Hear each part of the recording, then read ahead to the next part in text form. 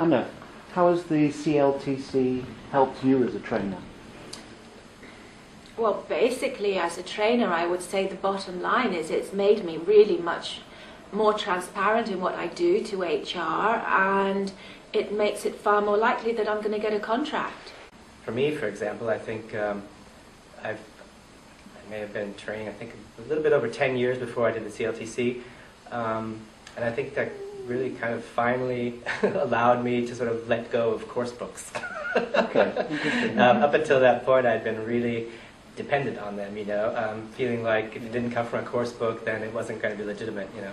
We start with the client's business process, and this is that's our raw material. We actually start with their process, and then, as I said before, the whole trick, the whole clue, is that you actually work together with your client to create the scenario, and that really makes it very interesting work. And is that scenario fictitious or made up by the client, or? The scenario is as near reality as is possible. And I think this platform, or this framework, I was able to really tailor-made it to their needs and to the corporate identity. I guess the key point is, you know, you can do Trinity this or Cambridge that, I mean, but this is maybe the one product on the market that has involved business. You know, and what business wants from their English training. And so as a trainer, you are better capable of packaging your product and selling it to HR departments, etc. I'm so committed because I've actually seen that it works.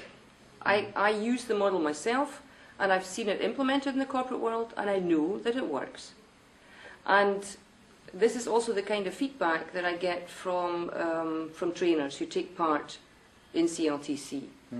They can relate to it, and it answers a lot of their questions about what corporate training should be about, and in fact it also raises a lot of questions about what corporate training should be about. I went to the coaching session that was also part of the ECLTC, which was brilliant, because people, when they come to your sessions, they bring in their problems that they have with the other people that they work with, whether or not it's international or not. It's not really important. The important thing is that people have to work together with other people, and then there are problems that arise. It gives the trainers the opportunity to, first of all, to understand what's the different position from being a trainer and being a coach, and then how to combine those two different perspectives in order to get the synergy, the benefit from it.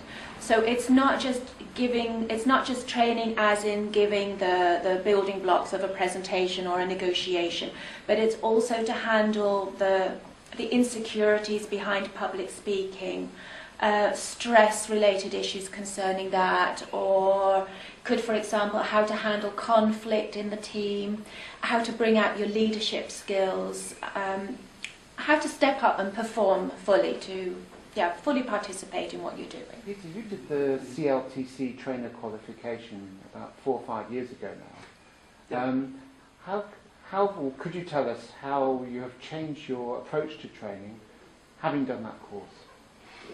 I can actually sum it up into one word: effective, more effectively. There was one day on the training, and I was listening, and the trainer said something which really kind of struck home for me, which was actually focusing on effective communication.